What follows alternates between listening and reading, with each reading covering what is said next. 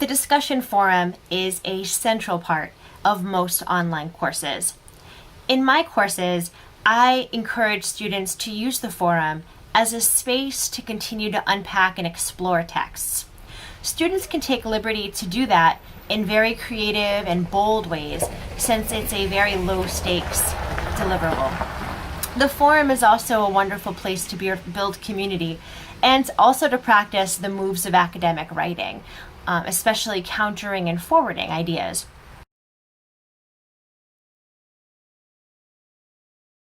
Tip number 1, be on time. The forum is a very timely deliverable, and every forum assignment that I give has a deadline for the main post and a deadline for the peer responses that you need to do. If you're on time, it assures that peers will read your post and that they can respond to it in a timely manner.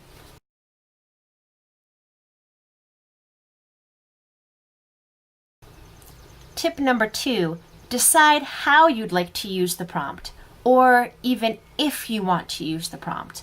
In my courses, I like to make sure students have plenty of elbow room for exploration. So when you read the prompt, make sure you get the gist of what the prompt is asking you to display in terms of your skill set.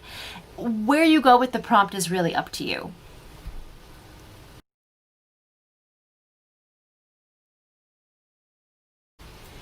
Tip number 3, create some clickbait. Clickbait is a sexy title, an interesting tagline, something that your peers are going to want to click on that's interesting.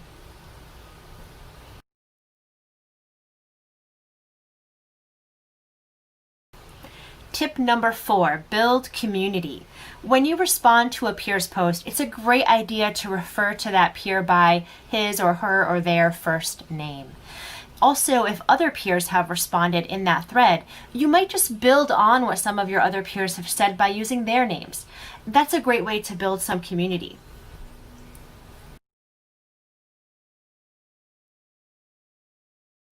Tip number 5, bring out your inner Socrates and always ask questions. Questions are a great way to keep discussion going.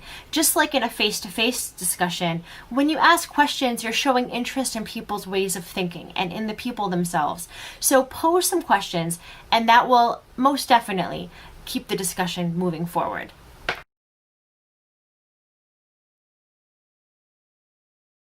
Tip number 6, bring the fire.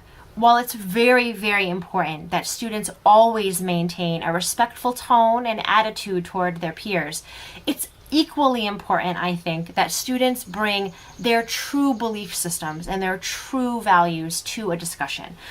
It's important that you challenge students' ways of thinking in a respectful way in order to push the discussion forward and in order to explore the material that's on the table. So come with your passion.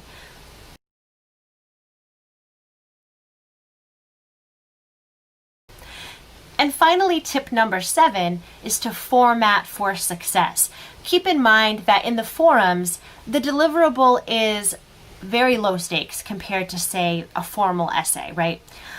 On the other hand, it's still a credit-bearing course. So you want to make sure that you're kind of walking this line where you're formatting for easy reading, chunking your information in a way that's short and succinct, but also that you're using a kind of language that will still get you a good solid grade in an English course.